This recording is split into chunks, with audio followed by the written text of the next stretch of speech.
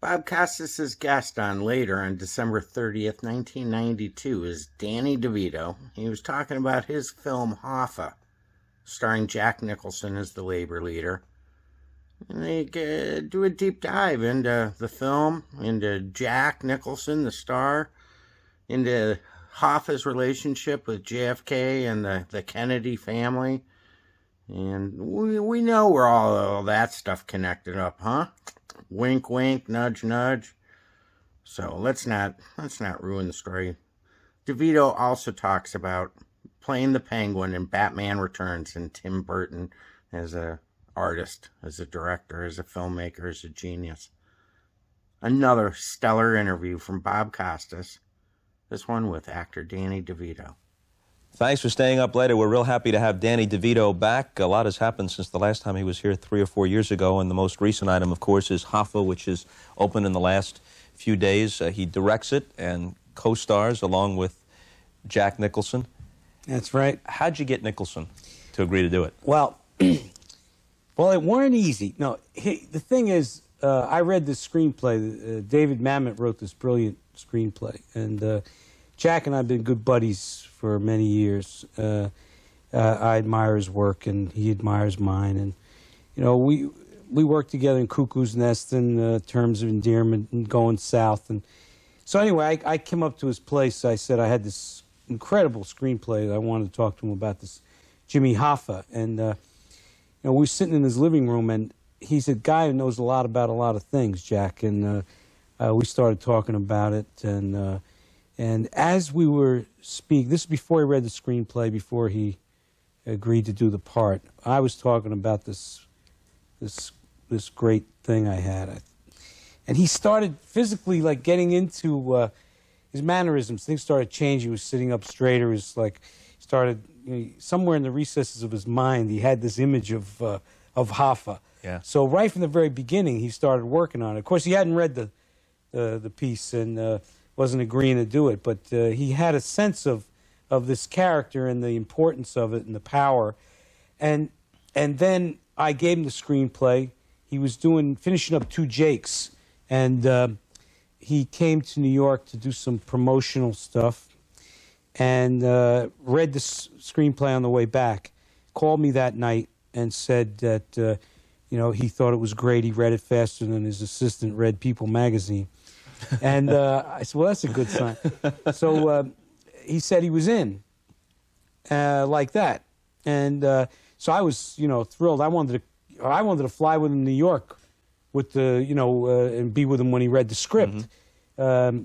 I was very excited about the fact that he said he was in. So the next morning, I went to his house. He likes to sleep in, Jack. And so I got in, and I was in the yard.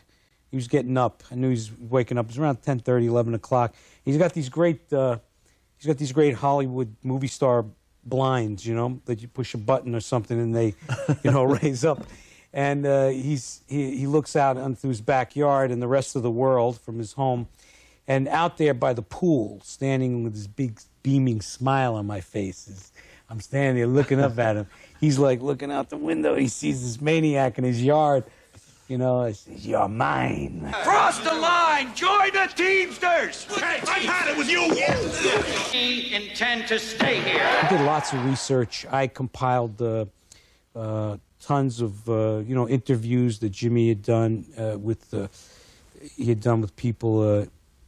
He had a Brinkley report, and Jeannie Wolfe, and Cavett did one when he got out of jail. Not Cavett, when Hoffa got out of jail. And Cavett's been in jail. But anyway, so we had 4 or 5 hours of tape and kinescope and stuff, and Jack just played it constantly and got into this. Yeah, I noticed that that's a big part of the film, is the way he parried with the press and the way he would, you know, express his contempt, and how sharp he was. You know, maybe Very not, sharp. maybe not yeah. a guy with highfalutin language or anything like that, but you could see the wheels turning. You know, in the split second between the time a question's posed and you got to come up with just the right answer. Yeah. This guy clicked in. This is different from my question, you see. My question really had to do with why you or your union are the target of all this. There are other unions that are powerful, and they have not been the target. Maybe they have Nor was your surrendered. union until Mr. Beck and you got into Maybe they trouble. have surrendered the fight for wages, hours, and conditions that we won't surrender. The entire American trade union movement stands convicted Look at of their surrender and betrayal, except Hoffa. I say look at their record of losing 2.5 million members since 1955. Look at their record of taking reductions in pay. And you be the determining factor of the surrender to organize, the unorganized workers of America. You be the judge. I had conversations with lawyers and business people who were actually in the room with him fighting for what they thought was right. And he knew your business just as well as he knew his own. So he was, you know, incredibly tuned in to things and felt deep down in his heart that what he was doing was right for the cause of labor, that every waking moment was spent with the desire to put more food on the table of all those, of the rank and file, and to do everything to give these people a voice. And he was sure of himself, very, very sure, very, very strong, positive force. So it was very difficult for people to trip him up because all they were doing, they meaning, you know, people who were, you know, trying to break the unions, people who were trying to weaken the union, they had all these allegations and whatnot, and they were always attacking him for millions of things. And but he was ready for him, as you say, very quick to respond and talk to any subject that they brought up. You see him as basically an heroic figure? Oh, yeah. I think any man who dedicates his life to the betterment of others, in this case, he brought the Teamsters into the middle class. He tried to keep them there.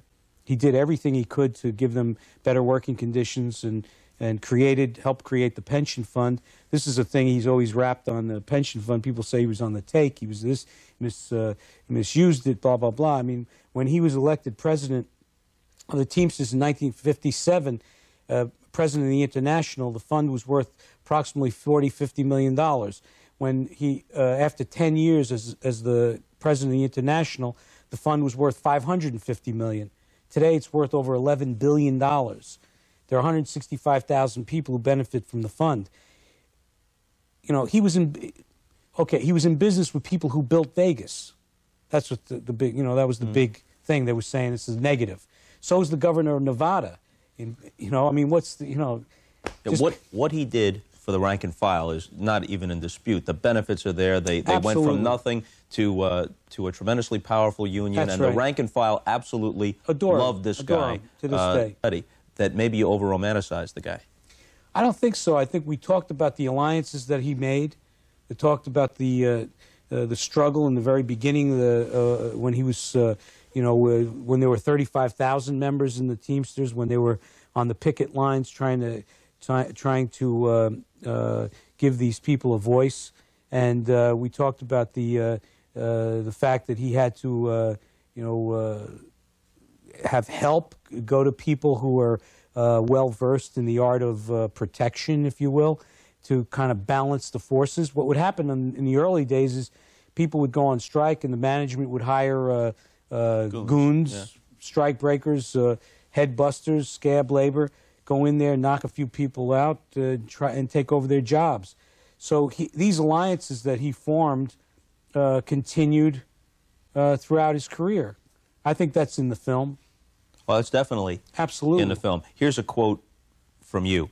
All I knew about Hoffa was what I got off TV from the media, all the negative stuff. Until I read the screenplay by David Mamet, my knowledge was strictly from the slanderous canvas painted by the people who wanted to bust the union, who wanted to crush him personally. Now, I know I'm almost sure you've read this from the Los Angeles Times, I think it is, but just for the benefit of the audience. This is this guy, Stephen Brill. That's right. Who wrote a book in the late 70s called The Teamsters. Right. Okay? He says he found stacks of newspaper clips praising Hoffa, that he felt that Hoffa was, because of his strong personality, was colorful, that the media actually liked him. So this is what Brill says. That was the myth, that he was the tough, can-do, can't-be-bought guy. It reminds me of the way the press treated Ross Perot in the first month of his campaign. It's just not real. Hoffa was an owned and operated subsidiary of organized crime. The Teamsters weren't tied to organized crime. They were organized crime. And when Hoffa started to act independently, then they simply killed him. If this movie makes Jimmy Hoffa into a hero, it would be a joke. He's a hero the same way John Gotti is a hero. It's totally manufactured.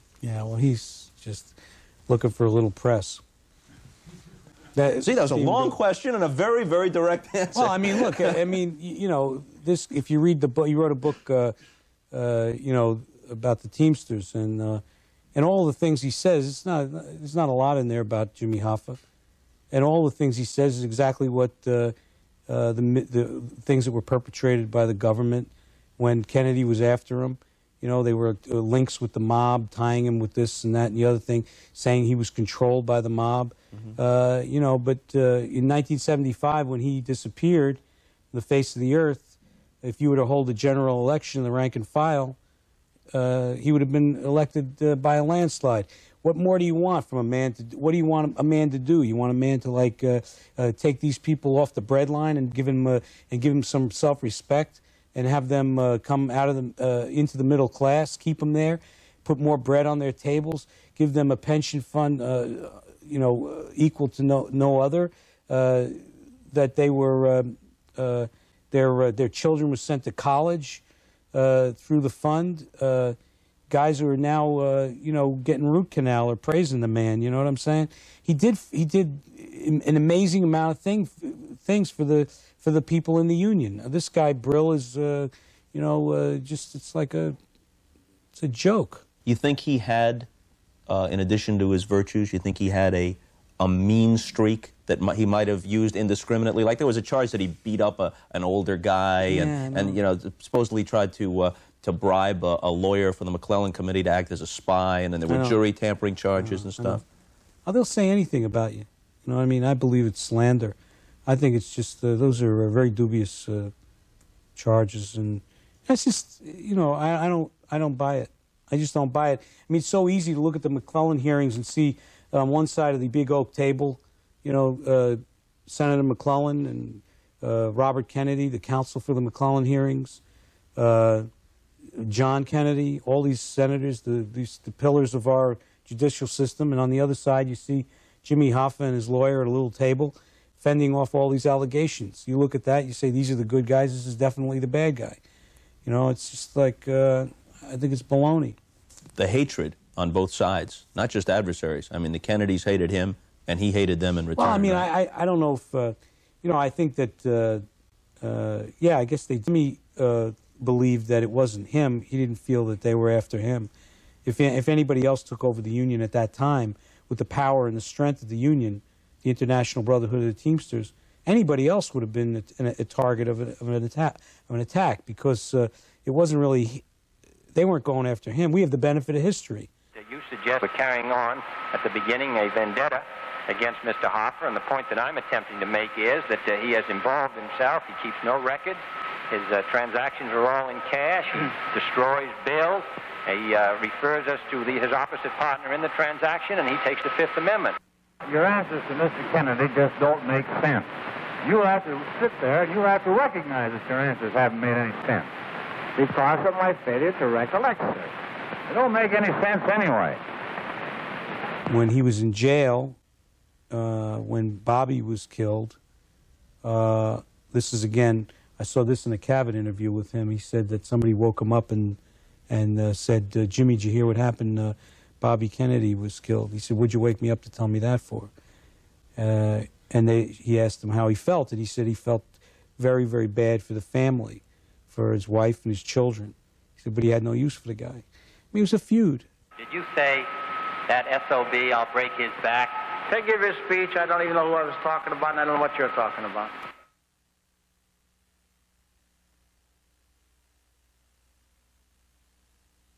Somewhere where you said the temptation with Nicholson is to take the first take because he's so damn good and he's so well prepared. You could print the first take, yeah, but Well, you don't want him because he's only going to give you more and better stuff as we go along. He's inventive and he's, you know, he's in there, and it just keeps, it grows. And, you know, to be in the movie with him, you know, acting in those scenes with him, it's just great because we have wonderful history, respect, and admiration, and we've been together. I've known him since '74, Cuckoo's Nest. There's a line in the back seat of the car where I give him a card that plays an important part in the movie, a business card. Yeah. And he looks at it. He says, "You've been with me a long time, Bobby." And to be able to be in scenes with a guy who you care about and respect, you know, Jimmy and Bobby Chiaro. Bobby Chiaro, my character, symbolizes that respect, that caring, that love, that camaraderie, that the support that had to be for those guys because they were under attack constantly. They were, in the beginning, they were under attack by the goons and strikebreakers and the people in the management who didn't want people to have better working conditions and wages. And then later on, they were under attack directly from the government. Your guy, Bobby, isn't a real character, but he's like a combination of guys that were loyal to Hoffa. Yeah, symbolizing that, that loyalty, that trust, that, as I said, that camaraderie that was necessary. Bobby Chiaro was a guy who watched his back, who was a loyal guy, did anything he could to help his guy. You, for example. You want me to give up Jimmy Hoffa? Now, War of the Roses, which everybody's seen, and it's been a while, so we won't go into it in great detail, but you keep thinking the whole time through, because it's funny in its dark way, in addition to being conflict, you keep thinking, in the end, something nice is going to happen at the end. Well, the something nice is they both fall off the chandelier and they're both there on the floor, dead. Did they try to say to you? They got what they deserved. Yeah, they both, there's no question, they got what they deserved. There's studio heads and guys say, hey, wait a minute, we can't send people out of the theater with this ending. People don't usually like to kill the major stars in the movies. Yeah, I found on the other hand, haven't done a picture where I didn't kill the star of the movie. Throw Mama from the Train, I killed Mama. Michael and Kathleen bit the dust. And we all know what happened to Jimmy. Jimmy Hoffa. Well, we don't know exactly what happened to him, but we know that he's not going to show up on the show tonight. How did you hit upon Jimmy? How did you hit upon the last scene? I mean, no one knows. Well, this is. I don't want to give it away either. But the idea is, as I said, I wasn't making a documentary. I want to make something up there, you know, exciting and interesting, a movie-going audience. In particular, because I like to go to a movie and be taken away and surprised and I like to. So this was kind of David Mamet wrote the screenplay. I choreographed a certain kind of thing and just came to it that way. Yeah, without giving away any of the particulars. Yeah. What I liked about it was, you know what's coming. It's a matter of historical record. These got to be done away with somehow. But you managed to do it in a way that's somewhat surprising. Yeah, that's enough. Thanks. Well, I appreciate that. Let's talk about something else.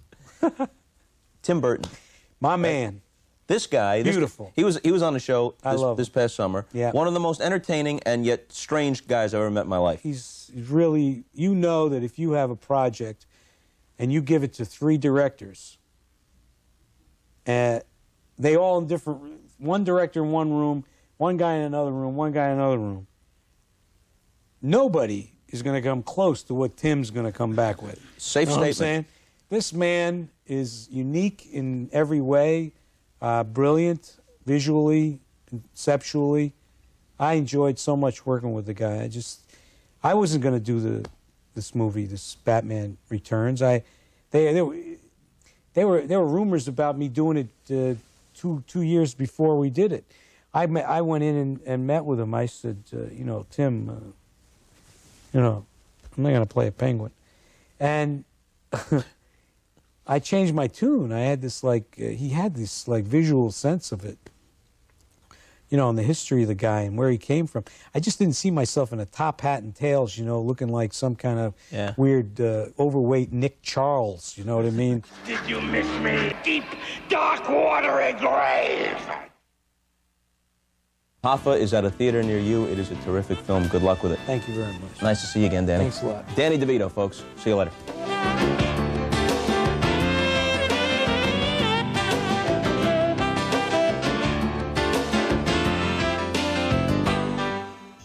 Thank you for watching Cleveland Live Music. If you like what you see, hit the subscribe button. There's further patronage information in the video descriptions below. Thanks for all the support and making the channel grow.